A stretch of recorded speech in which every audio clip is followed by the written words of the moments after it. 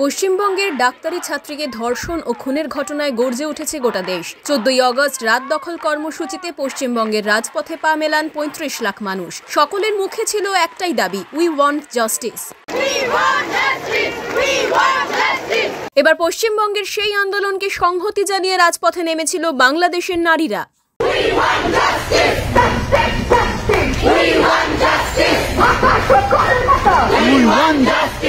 শুক্রবার রাত 10টার দিকে সেখানকার মেয়েরা রাত দখল করো কর্মসূচির অংশ হিসেবে ঢাকা বিশ্ববিদ্যালয়ের রাজু ভাস্কর্যে তারা জড়ো হয়ে একটি সমাবেশ করেন। শুধু বাংলাদেশের ঢাকা নয়, রাজশাহী, বরিশাল, রংপুর সহ প্রায় সব জেলায় 16ই আগস্ট রাত দখল কর্মসূচি নিয়েছিল তারা। আমার মতো হাজারো মেয়ে আছে যারা নাইট ডিউটি করছে। মেয়েদের যে আত্মনির্ভর হতে হবে, আত্মনির্ভরের প্রথম বাধা হয়ে দাঁড়াচ্ছে।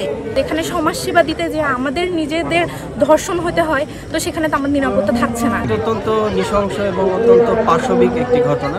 আমরা তীব্র নিন্দা জানাই। আমরা জানি এই দৃষ্টান্তমূলক শাস্তি হোক।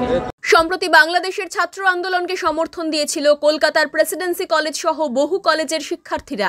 সমর্থন দিয়েছিল বামেদের একাংশ। এ যেন তারই প্রতিদান।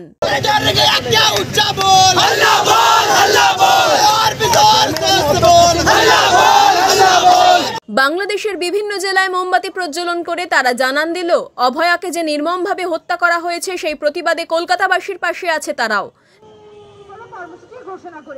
News bureau, voice of Bangali.